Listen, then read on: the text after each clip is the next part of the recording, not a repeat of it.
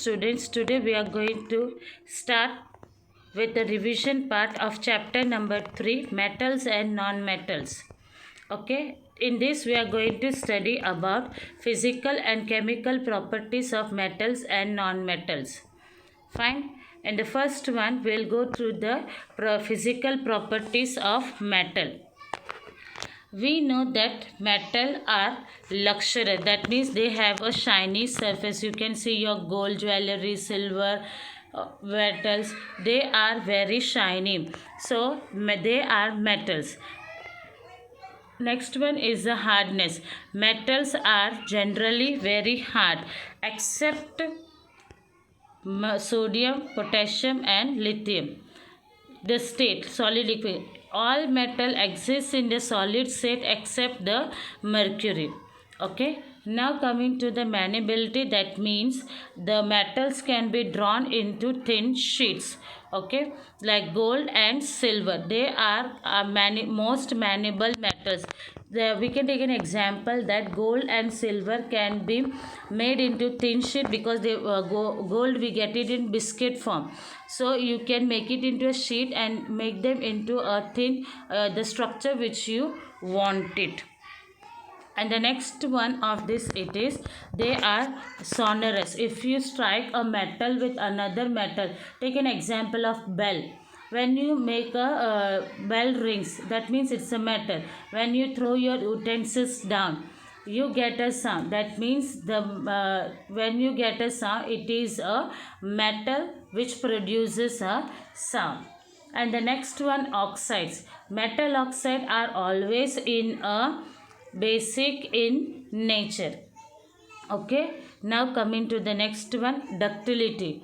These metals can be drawn into wires. We know that copper wire, so metals can be drawn into thin wires.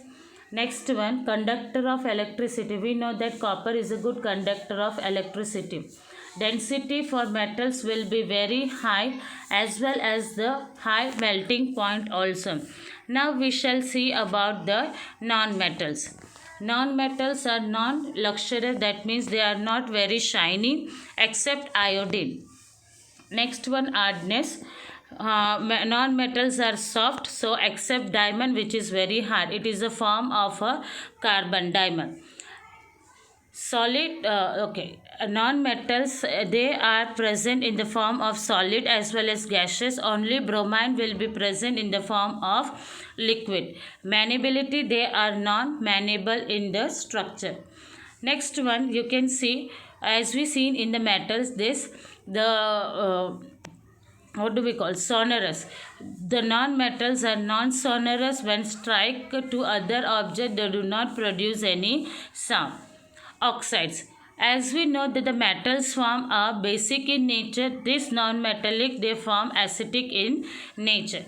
Coming to the ductile, metals can be drawn into wires, whereas non-metals, they do not drawn into a wire, so we can call them as non-metals are non-ductile. Conductor of heat and electricity, we know that non-metals are the poor conductor of electricity except the graphite, which is used as a pencil lead. Now coming to the density, we know that they have a low density and a high melting, they have a low density, so that's why they do have a low melting point also. Clear? Now we'll just go to some of the chemical properties in this.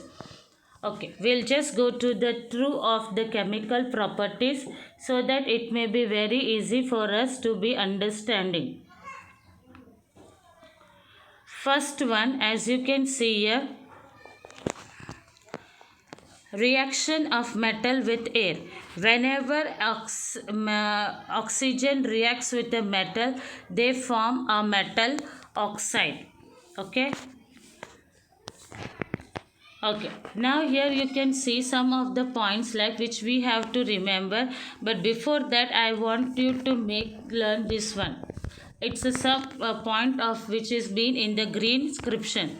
We know that metals react with water. The second point which is being placed as a when metals react with, fine. Here you can see in the first one, when sodium and potassium so vigorously catch fire. So before that we will understand from the textbook itself what does it mean to say. Now when metals react with water, we can see that it forms a metal oxide and hydrogen gas. This metal oxide is soluble in water, so it in further form it forms a metal hydroxide.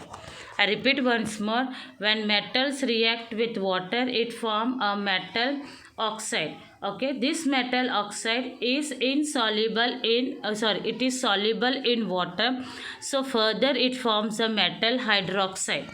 Clear? And the next point, metals like potassium and sodium, they react very fast with the cold water.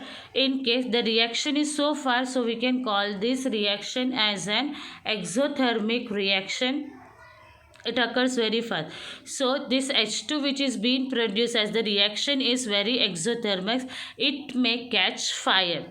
Okay, and calcium also same thing, it is less valent, as the reaction of calcium with water is extra heat is evolved, but it is not sufficient for H2 gas to catch the fire.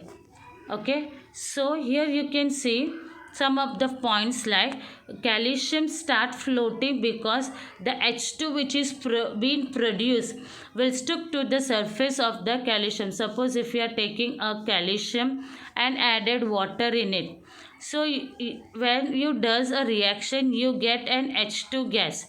When you get an H2 gas, this H2 gas is not sufficient to catch a fire. So what does it do? It starts floating up where the metal is being placed at the downer portion.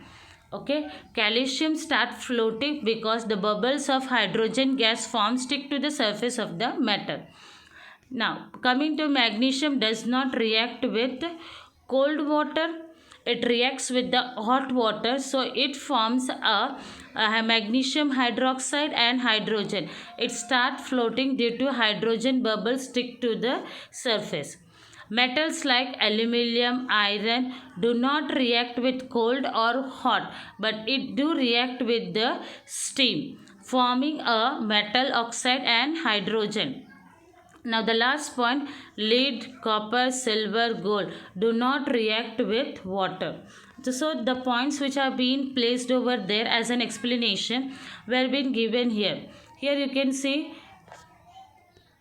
sodium and potassium react so vigorously, so hydrogen which is being placed, which is being released, will catch fire. That's why we keep sodium in a kerosene bottle. Okay, the surface of magnesium, aluminum, zinc are covered with a thin layer. Okay, for not being preventing the corrosion. Next one, iron does not burn on heating, but iron fillings, iron which is being present, will not react with the air, but it do react with the iron fillings. Iron is different. Iron fillings are some of the particles like structure which will be present.